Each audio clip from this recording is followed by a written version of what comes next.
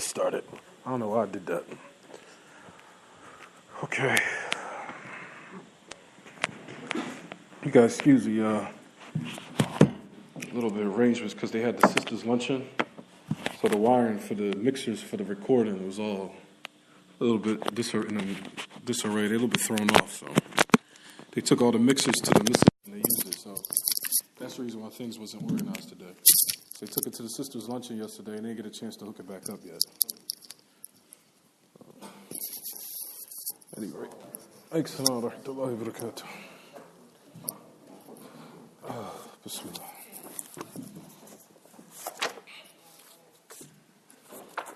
Okay. Where we stop at? Okay. Just give me 1 minute, brothers. Just give me 1 second.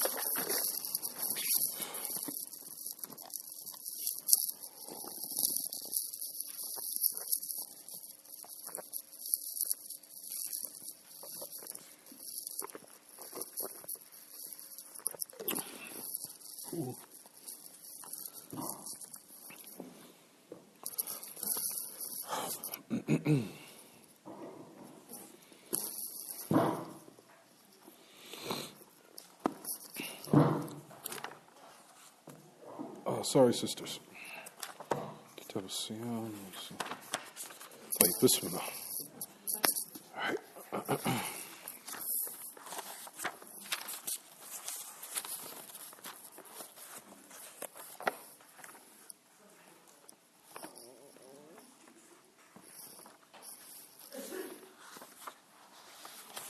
36.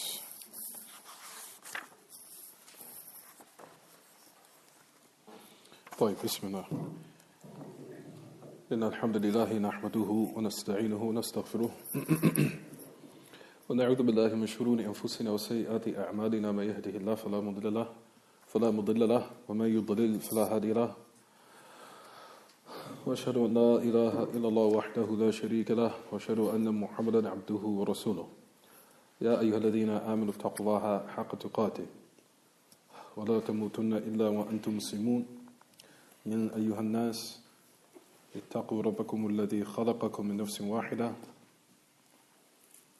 وخلق منها زوجها وبث منهما رجالا كثيرا ونساء واتقوا الله الذي تساءلون به والأرحام إن الله كان عليكم رقيبا يا أيها الذين آمنوا اتقوا الله وقولوا قولا سديدا يصلح لكم أعمالكم ويغفر لكم ذنوبكم ومن يطع الله ورسوله فقد فاز فوزا عظيما أما بعد فإن خير الكلام كلام الله تبارك وتعالى وأحسن هدي محمد صلى الله عليه وسلم وشر الأمور محدثاتها وكل محدثة بدعة وكل بدعة ضلالة وكل ضلالة في النار. As we continue the explanation of Buloogh al-Maraam, and I apologize again to the brothers and sisters for my tardiness today due to the fact that the system for the masjid was a little bit disconnected and rearranged due to the sisters' lunch that they had yesterday. So the brothers didn't get an opportunity yet to hook everything back up properly, and that's the reason why we're a little bit tart today as far as our punctuality. We ask the brothers and sisters to excuse us today, inshallah. That which you say, Ya Ma'ash al-Ikhwas, we stopped in that which is Kitab al-Siyam, which is a good thing that we're doing right now because it's a preparation for Ramadan, for one to be upon basira, for one to be upon that which is of that clarity and that knowledge that he's upon before he enters the month of Ramadan, so he'll know how to conduct himself in that tremendous, auspicious musim, that occasion in which is a chance for one to free himself from hell. And we're doing that, وَلِلَّهِ الْحَمْدُ وَالْمِنَّةُ, which Allah Ta'ala gives us tawfiq and allow us to finish this chapter and extract all the benefits from it. Like we talked about last week, Ya Ma'ashar al-Ikhwa wal-Akhawat, we said that the hadith of the Prophet ﷺ, as far as the adab pertaining to the month before the actual month of Ramadan starts, which is Sha'ban. We said that the Prophet ﷺ, in one narration on the authority of Usama bin Zayd, that the Prophet ﷺ قلت يا رسول الله لم أرك تصوم شهر من الشهور ما تصوم من شعبان قال ذاك شهر تغفل الناس فيه عنه بين رجب ورمضان وهو شهر ترفع فيه الأعمال إلى رب العالمين ويحب أن يرفع عملي وأنا صائم. That the hadith from Usama bin Zayd, which Imam al-Albani declared to be Hasan. He said, O Messenger of Allah, why is it that I see you fasting in a month from the months there are, like how you fast in Sha'ban, meaning that you're doing abundance of siyam in the month of Sha'ban, which is the month before Ramadan actually starts. Notice what the Prophet ﷺ has said, that is the month in which a lot of people are heedless of and inadvertent, meaning fasting in the month of Sha'ban. He said between Rajab and Ramadan, which is Sha'ban. He said that is the month in which the actions are raised to Rabbul Alameen. And he said, and I would love that my actions be raised and I'm fasting. There's another narration, like we said, on the authority of Anas ibn Malik. And the majority of the narrations you'll find, Ya Ma'ashal Ikhwa al-Akhawat, is on the authority of Aisha radiallahu anha. So one narration you have on the authority of Usama bin Zayd. There's another narration that's also on the authority of Anas ibn Malik. And these are the different adab as far as siyam, as far as fasting in the month of Sha'ban. As we'll get inside the hadith of Aisha radiallahu anha, there's a athar on Aisha where she said that she had to make up fasting from the past year. And she was not able to make it up until the month of Sha'ban in the following year, where month of Ramadan was about to start. We'll talk about that inshallah. So one narration, Ya Ma'ashal Ikhwa, is on the authority of Usama bin Zayd, right everyone? It's on the authority of Usama bin Zayd. Then you have another narration on the authority of Anas ibn Malik, where the Prophet ﷺ has said, كان رسول الله صلى الله عليه وسلم يصوم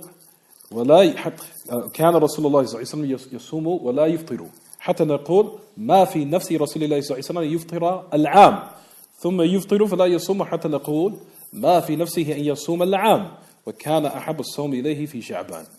There's a narration on the authority of Anas ibn Malik, where the Prophet ﷺ, what they said about the Prophet ﷺ, he said, كان رسول الله صلى الله عليه وسلم يصوم ولا يفطر حتى نقول ما في نفس رسول الله صلى الله عليه وسلم أن يفطر العام. This is another aspect of that which is of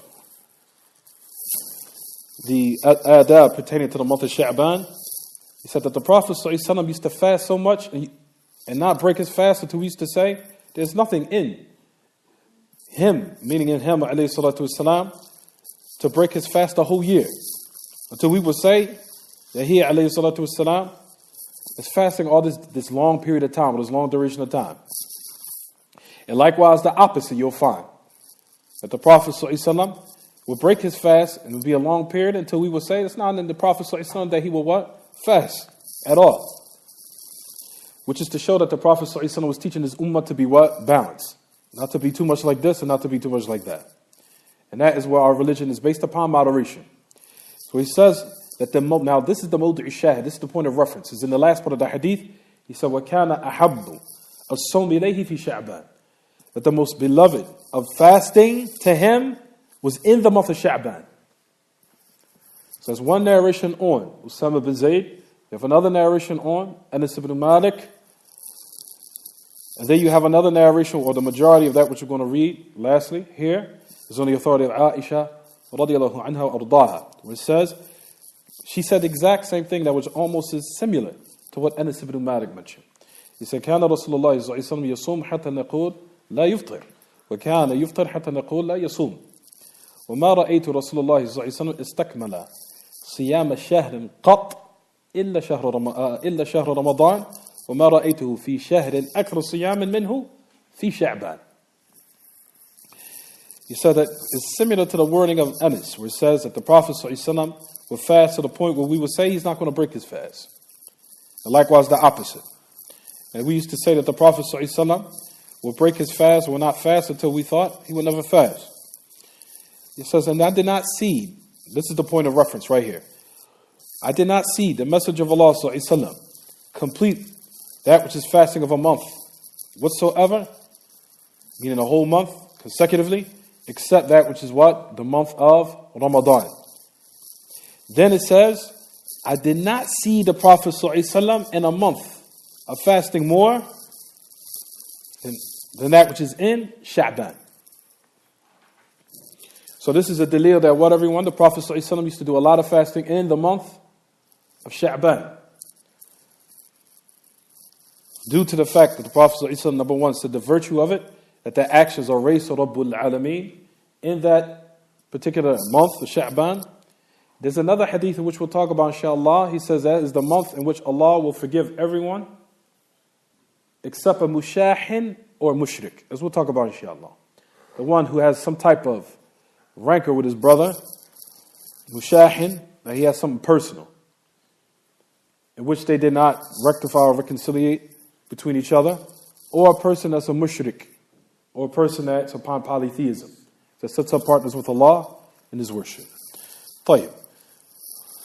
So we said that one narration, Ya Ma'ashal Ikhwah, it says that which is of, that I would love for my actions to be raised and I'm fasting. Another narration says that he, alayhi salatu wasalam, the most beloved of that which is of fasting was in the month of what? Sha'ban. And there's another narration with the Prophet sallallahu alaihi wasallam. They said that Aisha had reported and said that I've never seen a month in which he was more fasting in that month than what? Than Sha'ban. There's another narration that says, on the authority of Aisha likewise, and I'll just suffice with the point of reference in it, where it says, ما رأيت النبي صلى الله عليه وسلم في شهر أكثر صياما منه في شعبان كان يصومه إلا قليلا بل كان يصومه كله. It said, did I not see the Prophet صلى الله عليه وسلم in a month fasting, doing abundance of fasting? Then I'd seen him in the month of Sha'ban. He says that he used to fast the month and not leave off except a couple of days. He used to fast a lot of the days of the month and he did not leave off except a few days. One in the narration it says rather he used to fast all of it. طيب, listen to the explanation of all of it though, as the Imam al-Albani mentions. The Imam al-Albani says that which is the meaning of kullahu, meaning aktharahu. He said the meaning of all of it, he says the majority of it. He said, due to the fact there's another narration of Nasa'i where it says, كَانَ يَصُومُهُ أَوْ عَامَّتَهُ. They used to fast Sha'ban and he used to fast the majority of it. So one should not think that the whole month of Sha'ban, the Prophet ﷺ fast the whole month of Sha'ban. Now, it's incumbent upon a person to know the correct understanding of these alfaz, of these wording in the ahadith, because they're very important. Because a person will read it and he's sitting in his living room and read that, translate it. Oh, subhanAllah, fast the whole month of Sha'ban. And he'll fast the whole month of Sha'ban. You understand, everyone? But a person does not. In this narration, it means that what? He used to fast the majority of Sha'ban. But not rather the whole month of Sha'ban, as we talked about.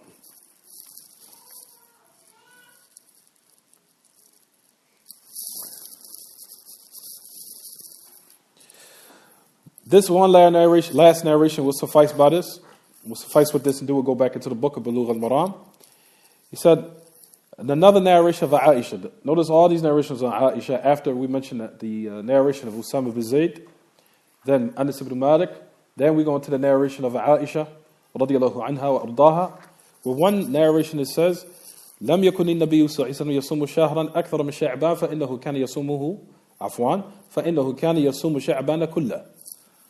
Then the Prophet ﷺ would say, وَكَانَ يَقُولُ خُذُوا مِنَ الْعَمَلِ مَا تُطِيقُونَ فَإِنَّ اللَّهَ لَا يَمِلُّ حَتَّى تَمِلُّوا وَكَانَ أَحَبَّ الصَّلَاةِ إِلَى النَّبِيِّ صلى الله عليه وسلم ما دوم عليه وأن قلت وكان إذا صلى صلاة داوم عليها. There's a narration on Aisha also. Now listen to this narration. We'll stop here. We'll suffice with the information for now. For this amount of information we just mentioned for now.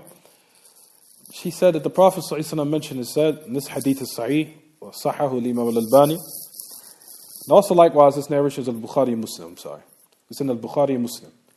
Where Aisha had mentioned and said that the Prophet ﷺ, he would fast, he would not fast a month more than Sha'ban. He would not fast a month more than Sha'ban, meaning that was the month in which he used to do an abundance of fasting, in Sha'ban before Ramadan started. He says then, for verily he used to fast Sha'ban, all of it. And we just mentioned the meaning of all of it, right everyone? Meaning all of it, meaning a majority of it. not the whole month. So listen what the Prophet ﷺ gave as a direction on that which is of instructions. Even though he did this, listen to what he said. He said, خُذُوا مِنَ الْعَمَلِ مَا تُطِيقُونَ فَإِنَّ اللَّهَ لَا يَمِلُّ حَتَّى تَمِلُّ. Even though the Prophet ﷺ did this, listen what he said to his ummah. He says, do those acts of actions which you're able to do. Which you are able. خُذُوا مِنَ الْعَمَلِ مَا تُطِيقُونَ. Apply and do those actions of that which is much in your what? Your ability. Which you're able to stand, or which you're able to handle. For verily Allah subhanahu wa ta'ala does not become bored until you what? As human beings become bored. Understand, everyone? As you as human beings become what? Bored. Well, here in this malal, let's really talk about that, inshallah. Then it says in the same exact narration, it says, وَكَانَ أَحَبَّ الصَّلَاةِ إِلَى النَّبِيِّ صَلَّى اللَّهُ عَلَيْهِ وَسَلَّمَ مَا دُوِمَ عَلَيْهِ وَإِنْ قَلَّتْ. Listen to this last part also. That the most beloved to salat, to the Prophet ﷺ, that which was most consistent, even if it was something small.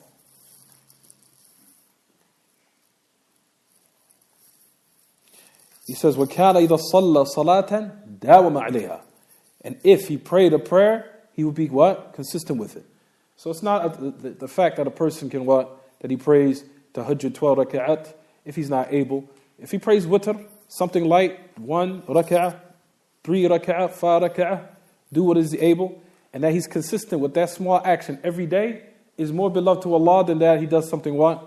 That is long and it's not consistent. It's broken up, it's inconsistent. You understand, everyone? Does everyone understand?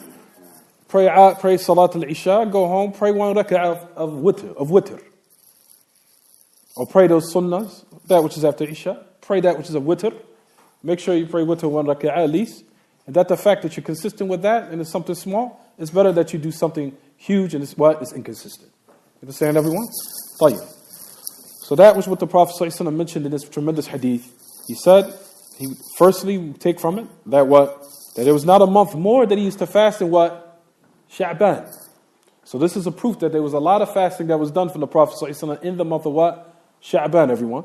Then the Prophet ﷺ gave that tremendous instructions and those directions to the brothers, to the ummah. He gave those instructions where he said, do those actions of which you're able. Do what's in your ability. For verily Allah Ta'ala does not become bored until you become bored. And also likewise in the same narration it says, كَانَ أَحَبُّ الصَّلَاةِ إِلَى النَّبِيِّ صَلَّى اللَّهُ عَلَيْهِ وَسَلَّمَ مَا دُوِمَ عَلَيْهِ. He said that which is of the most beloved to the salat, to the Prophet sallallahu alaihi wasallam, that which is most consistent, that he would remain steadfast and consistent upon, even if it was something minute and small. And if he prayed a prayer, he would be consistent with it, alayhi salatu wasalam.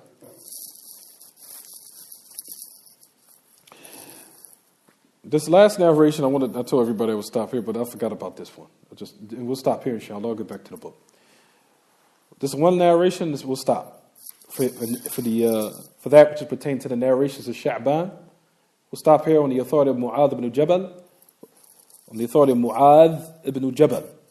That the Prophet ﷺ said, and reported in the hadith is Hasan Sahih, وصححه الإمام الألباني, where he said, يطلع الله إلى جميع خلقه ليلة النصف من شعبان. Allah subhanahu wa ta'ala looks to all the creation of that which is in ليلة النصف من شعبان. And this is where the people of Ahl Bid'ah take this so-called celebration from. He said that which is in the middle of Sha'ban. And Allah forgives all of the creation except a mushrik, a polytheist, or a mushahin, or one that has some type of what? Some type of something personal taking place between those two, and they did not what? Reconciliate, or they did not rectify that which they had between them. So Allah subhanahu wa ta'ala forgives for everyone except those two people, which is mentioned in this narration. This hadith is what you'll find in which you'll find a lot of people of innovations. They will start to celebrate or do that which is of those type of innovations based upon this narration. But even though the Prophet ﷺ have mentioned this, it's not necessitate that now you take it as a day of a Eid or a party or a celebration or a gathering and specifying this particular time for that which is of a celebration. Due to the fact that it was not something that was legislated during the time of the Prophet ﷺ, nor did none of the Sahaba have practiced it, nor the Salaf al-Salih, nor those who were predecessors, nor from those 3 virtuous generations that the Prophet ﷺ had said about them being virtuous. None of them practiced this. Understand, everyone? Because you will find there are people that what? Practice some type of gathering or party or that which is of a celebration in this particular night, or that which is the Nisf of Sha'ban, or that which is the middle of Sha'ban, based upon this narration. And it's what? It's incorrect. Everyone understand? Fine. Let's get back to the book, inshallah.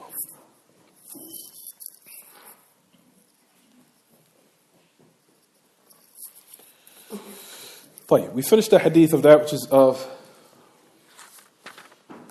Abu Hurairah, where the Prophet ﷺ had mentioned and said, do not precede Ramadan by the sawm, bi sawmi yawmin aw yawmayn, that which is of fasting a day or 2 days. Except a man that he used to fast, then let him what? Then let him continue doing that. We mentioned from last class the meaning of the hadith, right, everyone? We said last class, the Prophet ﷺ had prohibited that a person fast a day or 2 days before Ramadan starts. And he gave an exception. We said that you'll find in our religion that if Allah subhanahu wa ta'ala prohibits something haram, you'll find usually that He gives as an exchange something halal, which would suffice us and more. Allah subhanahu wa ta'ala prohibits zina and gives us as a result of it, or that which is a reciprocal of it, nikah, marriage. Is he all right? Oh. Allah subhanahu wa ta'ala prohibited all different types of acts of disobedience and gave something as an exchange for it, that which is halal, which will suffice us as human beings. Now here you'll find an example of this where the Prophet ﷺ had prohibited what? That which is of fasting a day before Ramadan, 2 days. We said from the last class, the meaning of the exception here is what, everyone? That either is Ayyam al-Bid, and we said, and I still have yet to find the research of how it can fall on the days or 2 days before Ramadan, but the ulama mentioned it in their books, but I'll inshallah do some further research. We said that either, also likewise, Mondays and Thursdays, as we know that's also a sunnah of the Prophet ﷺ, that he would fast on Mondays and what? Thursdays. For those who used to fast prior, as we said, Ya ma'ashal ikhwa, then what? If those days they used to constantly fast on Mondays and Thursdays falls on that day before Ramadan, 2 days, then it's what? It's permissible. Likewise, we said that which is all the different types of fasting which is obligatory. All the different types of fasting which is obligatory. And we said that breaks down what, everyone? Into 3 types. We said number 1 is what? Ramadan.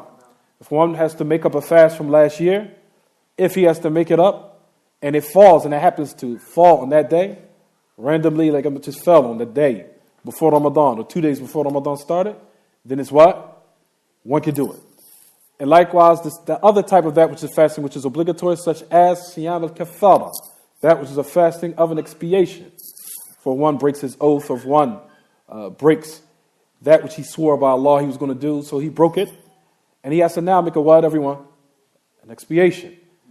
From that expiation, it's obligatory to do an expiation. He fixed his chair, he's praying in the wrong direction. Abdurrahim, you're praying in the wrong direction. Just turn him around. Turn him around, switch him. Just switch him. There you go. Now put it in. There you go. The second type of that which is a fasting, which is obligatory, is what everyone is called Siyam al-Kaffara. That was the fasting of what? Of an expiation. And that is due to the ayahs Allah subhanahu wa ta'ala says in his book, وَكَفَّارَتُهُ يَطَعَمُ عَشْرَةِ مَسَاكِينَ مِنْ أَوْسَطِ مَا تُطْعِمُونَ أَهْلِيكُمْ أو كسوتهم وتحرير رقبة فمن لم يجد فصيام 3 أيام ذلك كفارة أيمانكم إذا حلفتم واحفظوا أيمانكم. Allah subhanahu wa ta'ala says in the book about the kafara of those who break their oaths or break what they swore by Allah that they were going to do or what they weren't going to do. Allah subhanahu wa ta'ala says, its kafara is it'amu ashrati masakin, to feed that which is of those 10 impoverished people from the middle course of which you feed your family, or to clothe them, or to free a concubine. And whoever does not find that, then let him fast 3 days. طيب, that fasting of that 3 days is wajib. And if it just happened to fall on those days that the Prophet ﷺ mentioned this narration, as we said, what do we say, everyone? It's what? It's permissible. طيب. Also, likewise, what's obligatory fast is what they call siyam an-nadhr. Siyam an-nadhr. The fasting which you was taken, what they say, taking an oath. Taking an oath. That if Allah subhanahu wa ta'ala cures my sick, then upon me for Allah is I will fast 3 days straight. For that fasting is what, everyone? It's obligatory. That's called siyam an-nadhr. A siyam which you took an oath to do. If it happens that you do that a day, but 2 days before Ramadan, it's what, everyone? Jaiz, permissible. Due to the fact that it's what? It's obligatory. So a fasting that's obligatory can be done any day during the days of the year except that which is during the Eid. You understand, everyone? It could be Friday, Saturday, Friday, Thursday, whenever. You understand, everyone? طيب. So we mentioned that all those different types of fasting that a person used to do habitually, that is permissible if it falls on those days, a day or 2 days before Ramadan, then it's what? Permissible. But the prohibition here in this hadith is a Shaykh Salih Fawzan ibn Abdullah al-Fawzan, hafidhahullah wa ra'ah, what he mentioned here in this narration, he said is pertaining to the one that he makes his niyyah for what, everyone? For what? What did we say in last class? Sisters, that if a person makes his intention for what? What's the prohibition fall on here? Sisters don't even know either, huh? If a one makes his intention for Ramadan, if it's for Ramadan, even though it's a day or 2 days, he cannot do that. What, everyone? He cannot make his intention for Ramadan until the ru'yat al-hilal, or that which is the sighting of the moon, has been established and affirmed. Otherwise, he can't say, I want extra khair, I want extra good. So, just, I want to fast an extra 2 days for Ramadan. We said that here, that falls. It falls and corresponds, or it's in agreement with the prohibition. Here, as the Prophet ﷺ mentioned. You understand, everyone? So a person can't make his intention for what? For Ramadan, a day or 2 days before it starts. Except the person that used to fast, that fasting they used to do, then it's what? It's permissible. From all those different examples we just gave. طيب, the next hadith. Hold on for a second, everyone.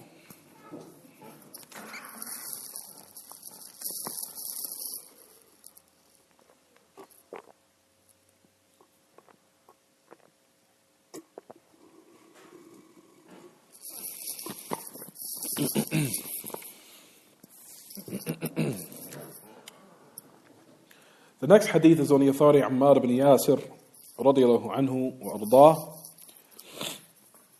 where it says, من صام اليوم الذي يشك فيه فقد عصى أبا القاسم. من صام اليوم الذي يشك فيه فقد عصى أبا القاسم. ذكره البخاري تعليقا ووصله الخمسة وصححه ابن خزيمة وابن حبان. Ammar ibn Yasir radiyallahu anhu ardah is one of those great Sahaba. May Allah subhanahu wa ta'ala be pleased with him. And as we don't have time to go inside of that, which is the total ta'rif of Ammar ibn Yasir. But this hadith also likewise agree with the hadith prior.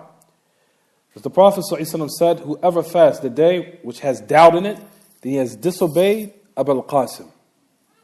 Whoever fasts the day which has doubt in it, meaning it's not known whether or not it's what? Ramadan or not. Which is on the what? As we'll get into it, what's the qawl al-rajih, the strongest opinion is? It's the 30th. It's the 30th. That's the Yom al-Shak, the day, what they call the day of doubt.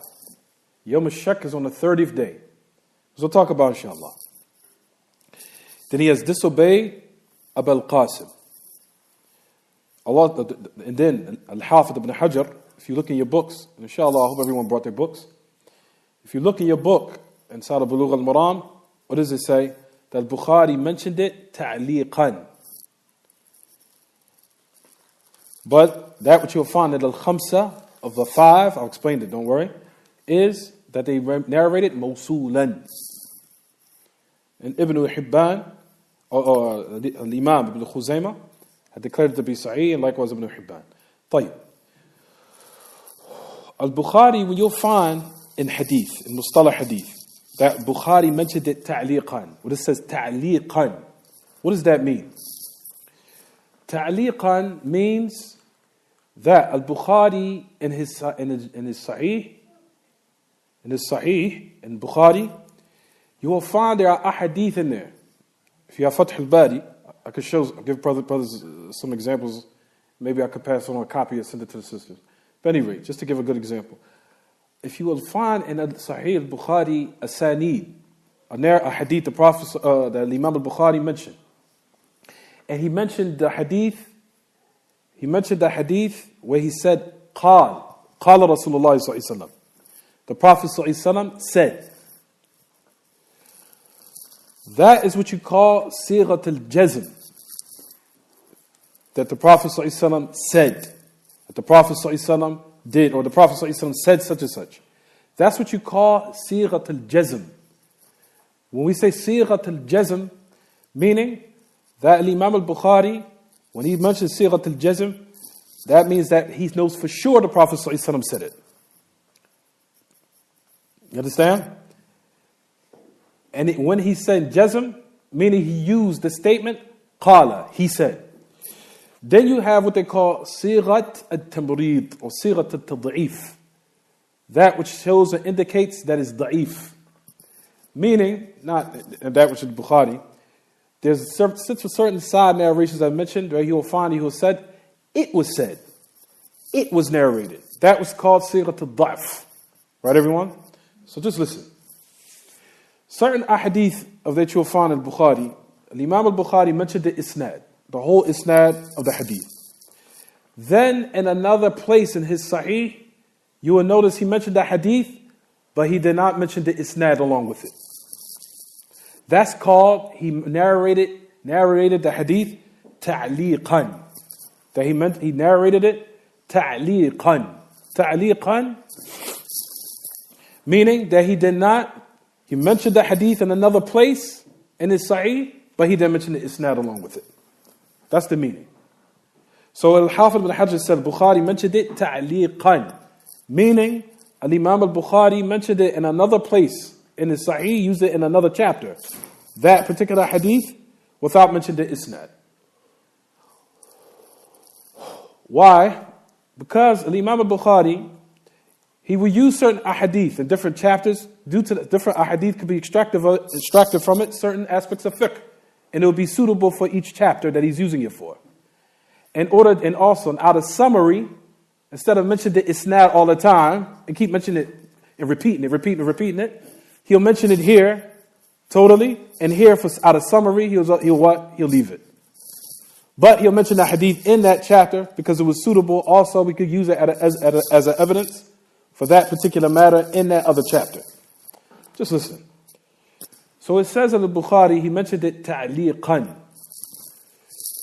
He didn't mention the isnad. But in that other place where he mentioned it ta'liqan, he used sighat al-jazm. He used, the Prophet ﷺ said. So you know it's an indication that the hadith is what? Is authentic. Understand? طيب. Then it says, Al-Hafidh ibn Hajar, he said, Rawahu al-Khamsa, like the five scholars. Who's he talking about? He's talking about Imam Ahmed.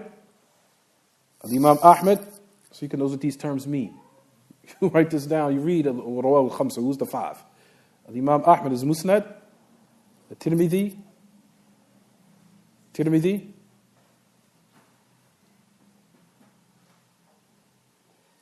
and for what comes to my mind right now, Nasa'i wa Ibn Majah.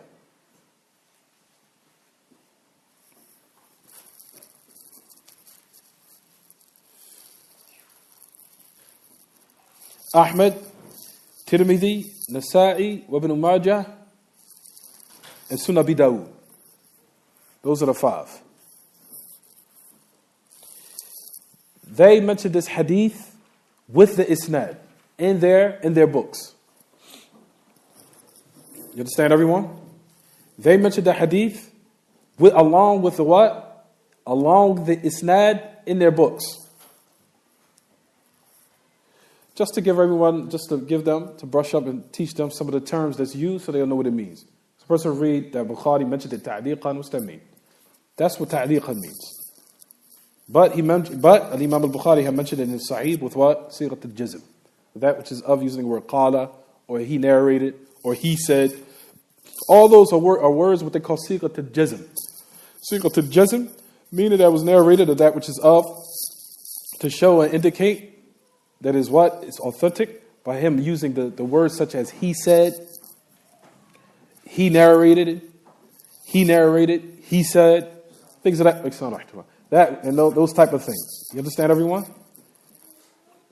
But if it said it was narrated, it was said, that's called, there's some indication of what, everyone? Some da'f in the hadith.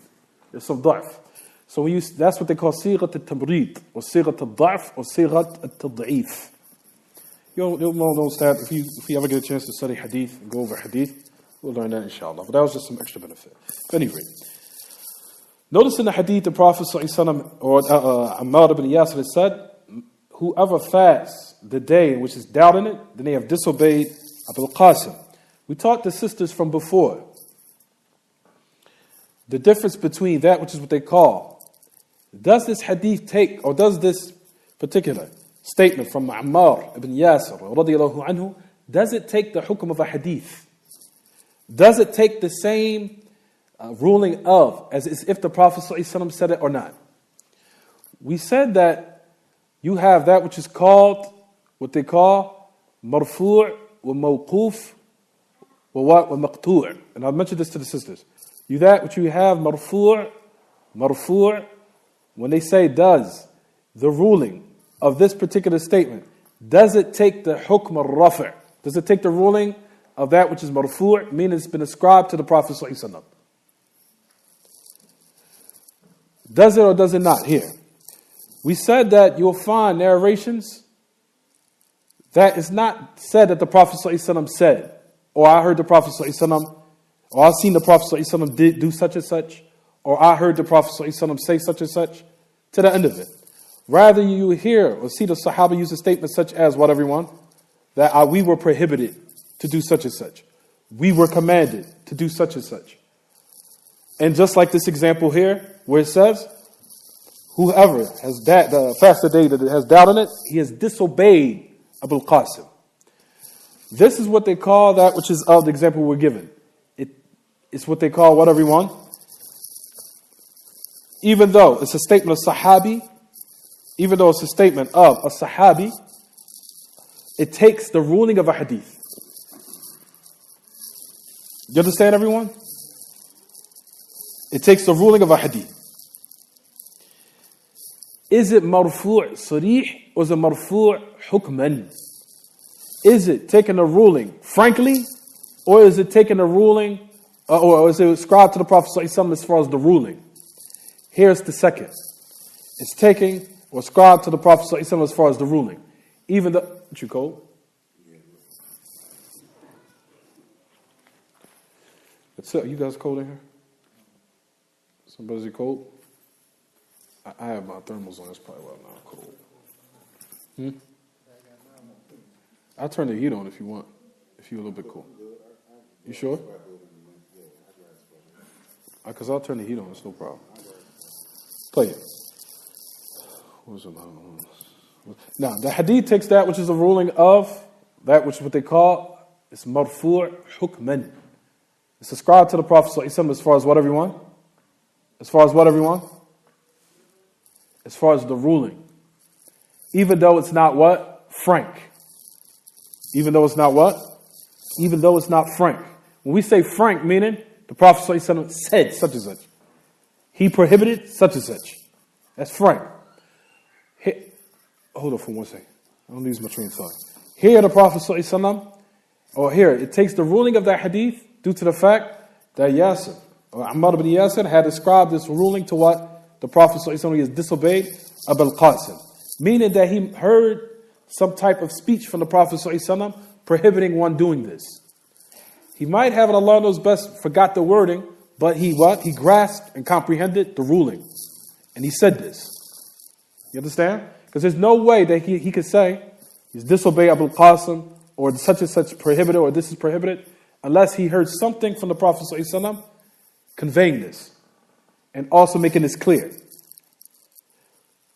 So all those narrations that you'll find, where it says that we were prohibited during the time of the Prophet ﷺ to do such and such, or we were commanded to do such and such, that all takes what?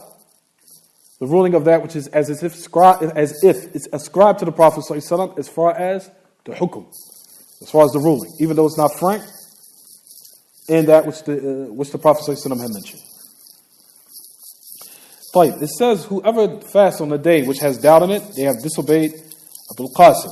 Why is it prohibited in this hadith? For what reason? Because it's a day in which it has doubt in it. Is it Ramadan or not? Is it Ramadan or is it Sha'ban? We don't know. For that reason, we said that which is the qawl al-rajih, or the strongest opinion, is that which is what's day, everyone, as we mentioned a couple of minutes ago. The day of doubt falls on what day? On the 30th. The 30th of what? Sha'ban. The 30th of what? Sha'ban.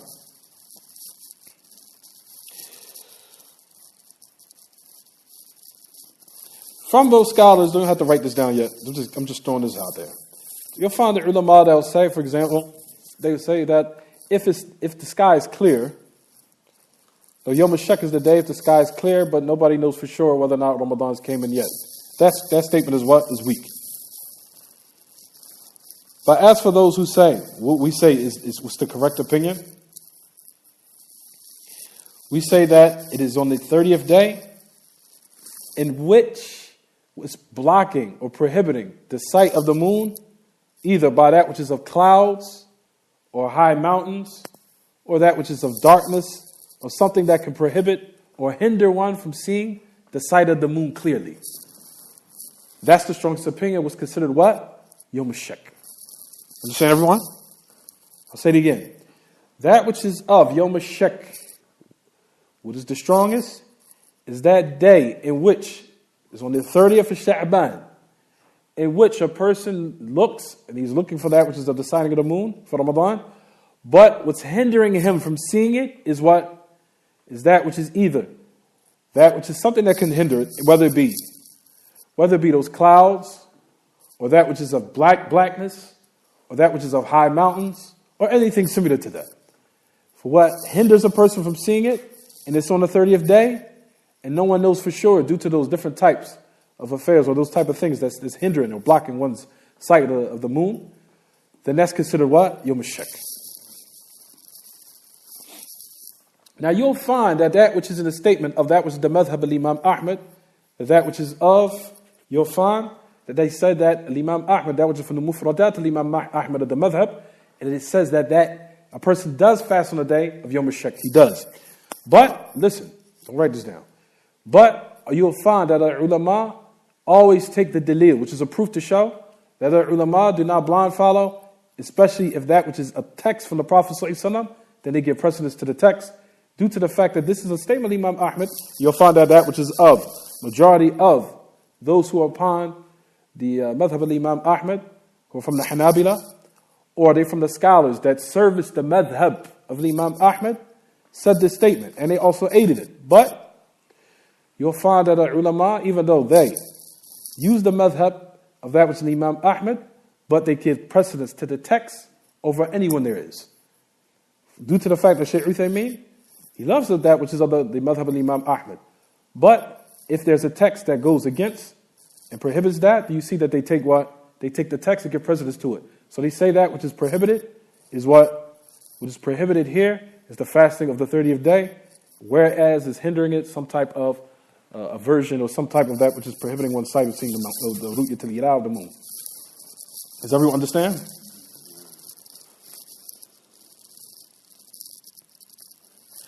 The next thing it says of that which is in the hadith. And I just want to read quickly. Why did I put that there?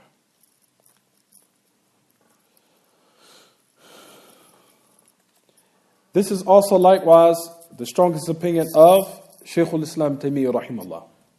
Shaykh al-Islam Taymiyyah, write this down, Shaykh al-Islam Taymiyyah, wa Ibn al-Qayyim, wa Shaykh al-Islam Muhammad Abdul Wahhab rahimahullah, and all of the ulama of Najd, of the ulama of the da'wah, are upon the impermissibility of one fasting on the day of doubt. And that is the madhab of the majority of the ulama.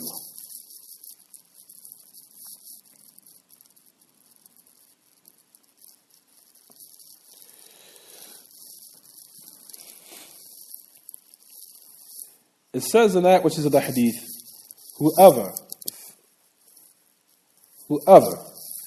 fasts of the day which has doubt on it, they have disobeyed Abu al-Qasim. Notice that he say have disobeyed Abu al-Qasim. When he says disobeyed the word asa, he is considered what they call ma'siyah. He's considered that which is done, which is called what? Disobedience. Disobedience is sin. And disobedience, as we know, can either be falling into something which is prohibited or leaving off something which is what? An obligation. Understand, everyone? So when we say that which is of ta'ah, which is obedience, obedience means what? One is doing the action of obedience and he's carrying out what was commanded. And ma'siyah is what? Is doing an action that's prohibited. But however, if one is to say that the word ma'siyah, the word sin, then it's comprehensive for leaving off something obligatory or committing something unlawful. And the Prophet ﷺ said, or that which Ammar ibn Yasir had described him as being what? Abu al-Qasim. Abu al-Qasim. During the time of the Prophet ﷺ, no one would call him out by Muhammad or Abu al-Qasim. Of those who believed in the Prophet ﷺ. Out of reverence and respect, they said, "O Messenger of Allah, O Messenger of Allah, O Ya Rasulullah," out of respect for the Prophet ﷺ. So why is he here? Ammar ibn Yasir mentioned, he said here, Abu al-Qasim. This is because this is what they call min bab al-ikhbar. Bab al-ikhbar awsa' min al-talab. This goes back to the aspect of aqidah. Now I'm going to bring it back to aqidah now. Notice Ammar ibn Yasir, during the time of the Prophet ﷺ, they would say, "O Messenger of Allah, O Ya Rasulullah," to the end of it. Here, it's not done in where he's calling out to the Prophet ﷺ. Here, he's informing. You understand, everyone? What they call the aspect of informing is a little bit more wide and a little bit, things can come into it, which is a little bit more, that which is permissible than something of that which is for example, an affair of, that which is an affair of what was made or bounded to be permissible. Just listen, I'm going to give an example. So now we're going to go back to that which is an affair which is aqadi, the aspect of aqidah. We know that we cannot call Allah Ta'ala except that which He what? That He called Himself by. You understand, everyone? All the names and attributes of Allah subhanahu wa ta'ala all have come to the Quran and Sunnah. And there are some names that we don't know. You okay? Yeah. Okay. There are names from Allah subhanahu wa ta'ala. Some we know, and some we don't know. Some people think they're 99. No. The 99 attributes and names of Allah is more than that. You understand, everyone? Take that and memorize that. So some person will say, what about the hadith of the Prophet sallallahu Inna lillahi tis'a wa tis'ina isman man ahsaha dakhal jannah. Verily Allah belongs to Him 99 names. Whoever enumerates them accounts them, he enters paradise. The meaning of the hadith is this. As Imam Ibn Shaykh Uthaymeen even mentioned this. He said from a fa'id of this hadith. He said Allah Ta'ala has 99 names and more. They're not just bounded to 99. He said due to the fact that it's as if He's saying, Allah Ta'ala is saying, or a person is saying, we might have 500 horses. He'll say to you, I have 250 that's ready for you.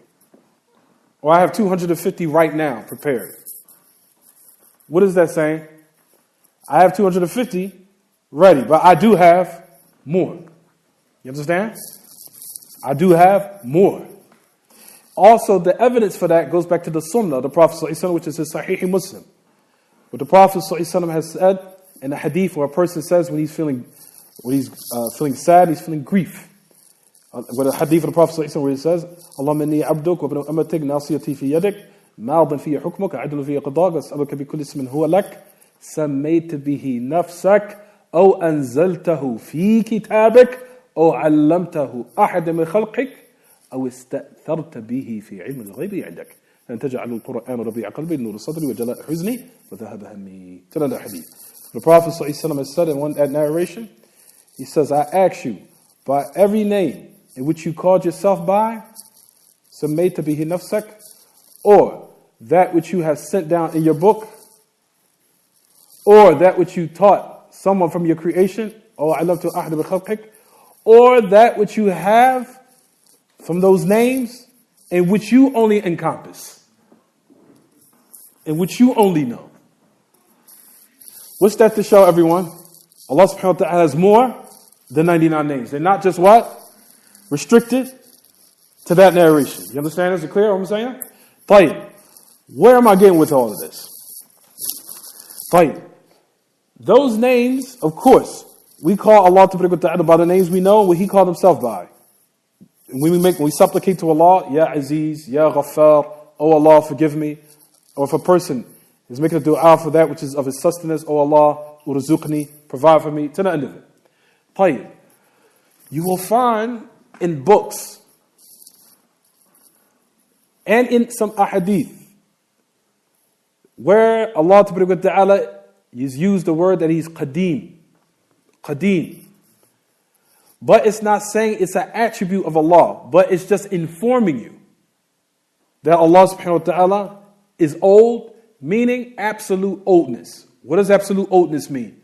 Absolute oldness is, first of all, oldness breaks down to two types.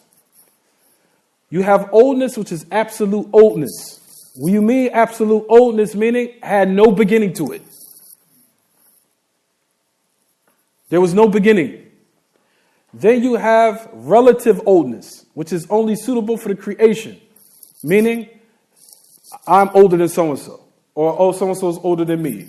Or that chair is older than that table. Or that table is older than that chair. You understand, everyone?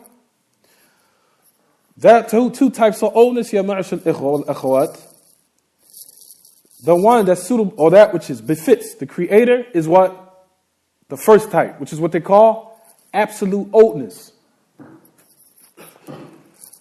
Ibn al-Qayyim mentions, it says, you will find you will even hear him saying that Allah subhanahu wa ta'ala has absolute oldness. He's Qadim. And his attributes are, or some of his attributes are, from the sifat of that, are Qadima to Naw'. Old in its type, meaning absolute oldness had no beginning to it. But it's not permissible for you to call on Allah and say He's Qadim, because there's no narration saying that His name or from the name and attributes of Allah is Qadim. But from the aspect of ikhbar, of informing, is permissible. Not calling out Allah and saying, oh Qadim, but just writing something informing Allah is subhanahu wa ta'ala, His attributes of His essence are old in His type, such as such. You're just informing. But you're not calling out and using it in your worship. That's the same thing that applies here. As Ammar ibn Yasir in this hadith here is what, everyone?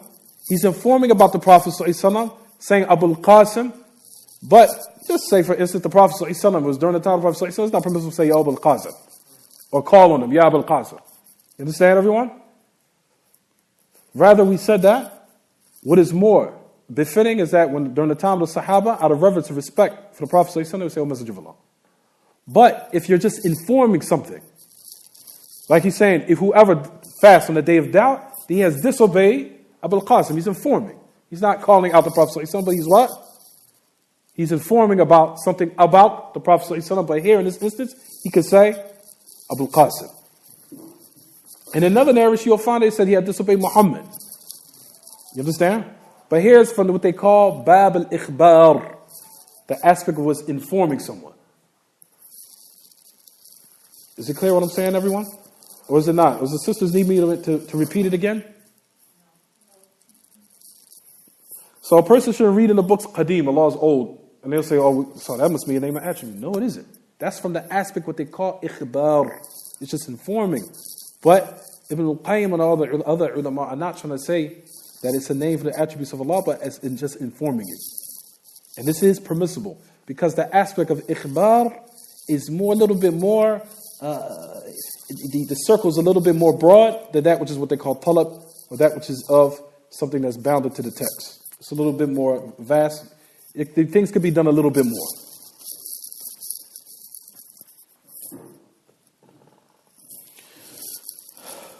I don't know if I gave you guys a little bit too much today. طيب.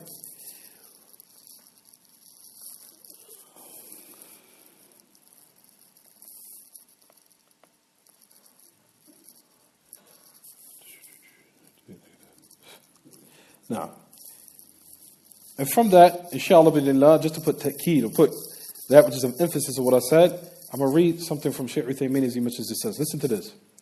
He said, من فوائد الحديث جواز ذكر النبي صلى الله عليه وسلم بغير وصف الرسالة بقوله فقد عصى أبو القاسم ين باب الخبر أوسع من باب الطلب. He said, here, from the fawaid of the hadith here, he said, the mention of the Prophet صلى الله عليه وسلم with other than the description of risala, meaning Rasulullah, Rasul. Due to the fact which was mentioned here by Ammar ibn Yasir. He said because the aspect of khabar or ikhbar is a little bit more broad than that which is the aspect of talab. Of that which is the aspect of that which comes of what you know was been bounded in the text. You understand, everyone? That's what's been bounded in the text. If one was to be called upon, then he's what? Then he has to stick to that. But if he's just informing something about the individual, then he will use that which is suitable for him, of that which comes in those different narrations where it is permissible, of course, to name the person. But out of reverence and respect, they would say, "O Messenger of Allah," but they would never say Muhammad. Even though that's his name, it is permissible. That's his name. Muhammad sallallahu alaihi wasallam. Or Abu al-Qasim is his name. But out of respect and reverence, it wasn't befitting. But if you're informing about the Prophet ﷺ, and here in this context, it is a type of respect. He has disobeyed Abu al-Qasim. He's just informing. You have disobeyed the Prophet ﷺ by informing you. You have disobeyed him. So it's a little bit more. It's permissible, but it's a little bit more broad. You'll find of that which is informing is a little bit more broad than that which is of what, like we just said, of that which is pertaining to those texts we just mentioned. طيب. The last thing we want to mention, inshallah, and we'll stop here, inshallah, bi'idhnillah. So we say that we extracted from the hadith that it is impermissible to fast of that which is on the day of what they call Yawm al-Shak. Due to the hadith that Ammar ibn Yasir has said, whoever fasts on the day that has doubt in it, he has disobeyed Abu al-Qasim. And he used the word ma'siyah, the word disobedience, which necessitates that something is unlawful. Necessitates that something is what? Unlawful. So fasting on that day, of that which is of the day of doubt, is what, everyone? It's impermissible. And this hadith also likewise aids the hadith prior that we just took last week, saying, do not fast, what? Do not precede Ramadan, but that which is of what? A day or what? 2 days. So this hadith aids that one. So they aid and they support one another. As far as in its quwwah or its might, as far as its strength and the prohibition of that, of fasting on the day of what, everyone? The day of doubt.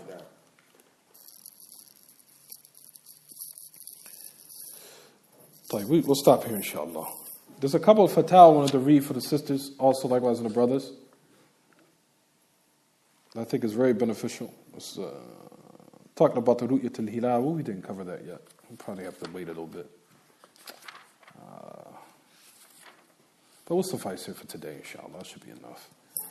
SubhanAllah, this weather just throws everybody's body off. Oof. We'll stop here. Any questions about the lesson? Tafadal.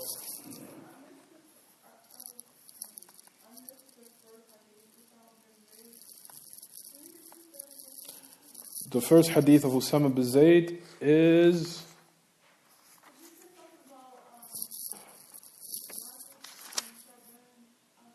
Yeah, that's pertaining to Sha'ban. The hadith of Usama bin Zayd, he said, O Messenger of Allah, لما أراك تصوم من شهر من الشهور. He said, لم أراك عفوا لم أراك تصوم من شهر من الشهور ما تصوم من شعبان. O Messenger of Allah, I did not see you fasting from the different months there are, like how you fast in Sha'ban. Meaning that he used to do an abundance of fasting in Sha'ban. He said, I did not see the months from the months there are, you fasting similar to how you fast in Sha'ban. You fast a lot.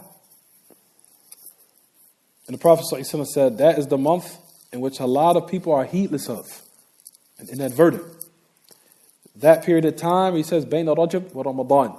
Between Rajab and Ramadan. He said, that is the month in which my actions that they will be raised. Excuse me, I'm sorry, everyone. That is the month in which the actions will be raised to Rabbul Alameen. And in that hadith is also a benefit that's from the aspect of Aqidah, that Allah subhanahu wa ta'ala is above the heavens. Because it says raised to Rabbul Alameen.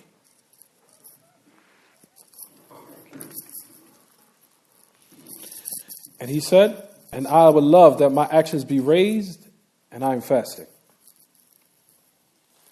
So if actions are raised, where's Allah wa ta'ala?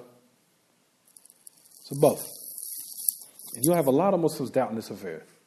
A lot. There's a lot of Muslims out there that doubt Allah subhanahu wa ta'ala is above. You'll be surprised.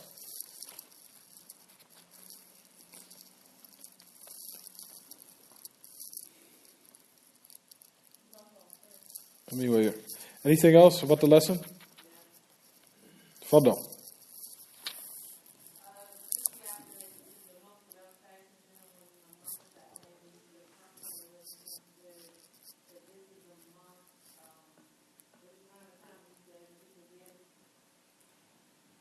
Say it again, I'm sorry, sister. Say it one more time.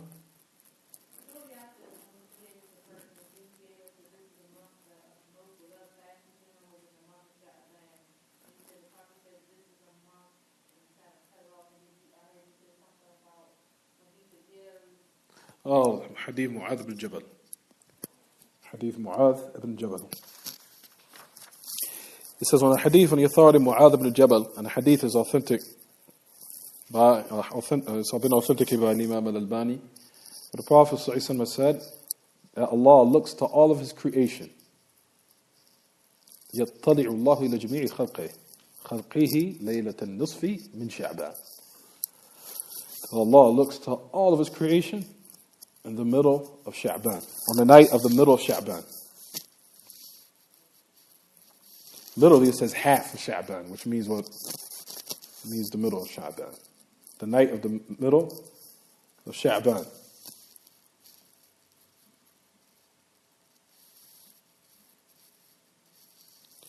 And He forgives for all of His creation except a polytheist or mushahin.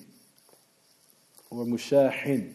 Mushahin, meaning of it is that which one has something personal between his or her brother, something personal, or some type of skirmish or something, and they cut each other off and they boycotted one another, and they did not reconciliate or rectify their affairs.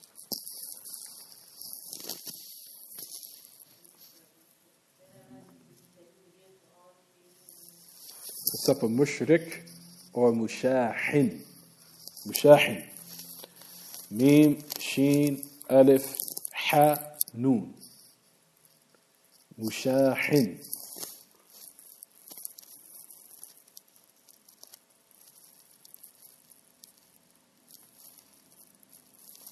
Mushahin.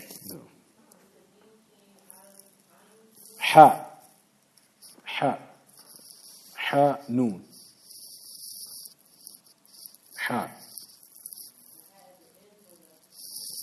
Mim, Sheen, Alif, Ha, Noon. After that Alif is a Ha and there's a Noon.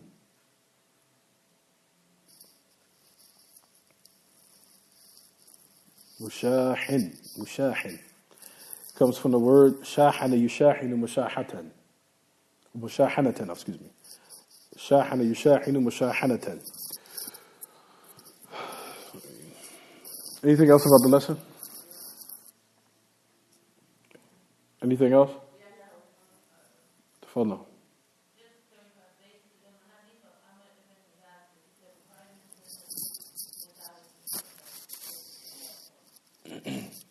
The Imam al-Bukhari, he mentioned the hadith with an isnad. It is in the Sahih, he mentioned the isnad. But in that particular place, he mentioned the hadith without the isnad. And they say in Allahu A'lam, the reason why he did this is so he wouldn't have to, his Sahih, or his book would be so, it wouldn't become too huge or too overloaded, just be too long. And it's repeating the same isnad over and over and over and over and over and over and over again. So he mentioned it in one place, in one isnad, and then in another place he mentioned it ta'liqan without the isnad. But he'll just say, the Prophet ﷺ said. And that's what they call sighat al-jizm. What's the word for when it says it was said or it was narrated? What's that called?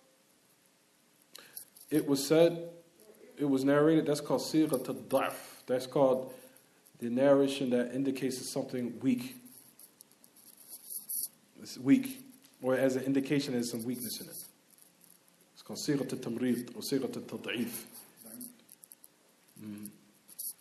There's some weakness in it.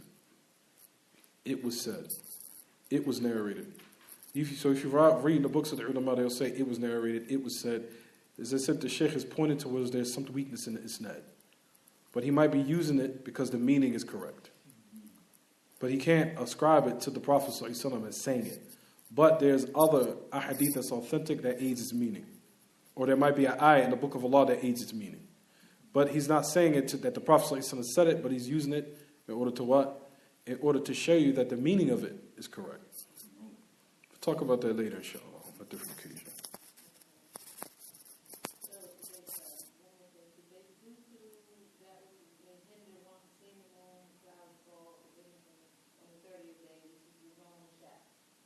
Yeah, exactly.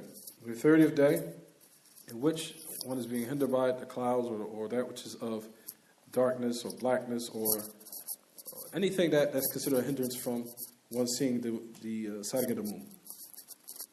That's Yom Shak.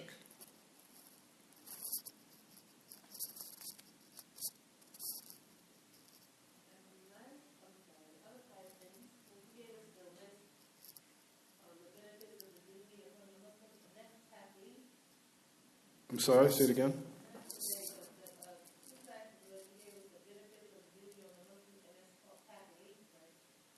Taklif. Taklif just means that something that's made as a duty or obligatory upon you. Like hadha amrun taklifi. It's an action that is made as a duty for you to do.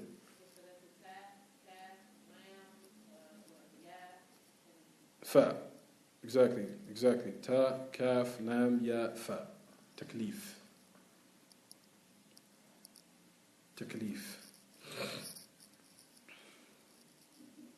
Anything else, anyone? Is that it? Anything questions about the class?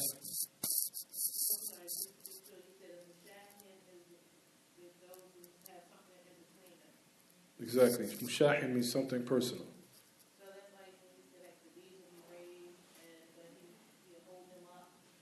Exactly. Those actions will be held up until they rectify or they reconciliate. That's only for something personal. That's not for a person that's for Ahl Bid'ah. For people of innovations, you always boycott them till you die, until they make tawbah. So as far as that, for that which is of something personal between you and your Salafi brother, or between you and someone that's from your Muslim brothers who's upon Ahl Sunnah, you have a little personal skirmish between each other. But those actions are held up until you rectify, reconciliate. Meaning, at the time you guys are boycotting. You're not talking to them, I'm not talking to them. Beef. They have some type of, some person where they're not speaking to each other. You and your Salafi brother, something personal, until they reconciliate. But for Ahl Bid'ah, people of innovations, people of shirk, polytheism, boycotting them or leaving them off, that's forever. And of course, we deal with the kuffar as far as how to deal with them cordially and nice in order to allow them to be desired in Islam. But that's for Ahl Bid'ah and things that people of that nature. Boycotting them is forever until they make tawbah. And that doesn't fall the hukum of the hadith. whatsoever.